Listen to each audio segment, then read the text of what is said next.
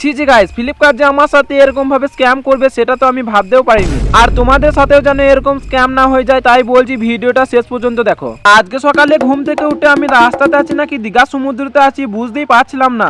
না মানে রাতের বেলা হালকা করে বৃষ্টি হলে সকালবেলা এই জায়গাটা সমুদ্র সৈকত হয়ে যায়। সকালবেলা ওই জলেই ফ্রেশ হয়ে নিলাম আর তারপরে আমার কাছে একটা কল এলো। তো গাইস বেশি দেরি না করে দৌড়াতে দৌড়াতে চলে গেলাম ডেলিভারি বয়ের কাছে। আর এতগুলো পার্সেল তো একা আনতে পারবো না বলে দুটো লোক ভাড়া করেছিলাম। হ্যাঁ চলো এবার জিনিসটা দেখাই। তো জিনিসটা দেখার আগে কাগজে কি লেখা আছে সেটা আগে পড়ে নি। I am living for India, I am not for America, is the happy birthday for thank you. তো বাদ দাও, তোমরা তো আবার সবাই ইংলিশ বুঝো না।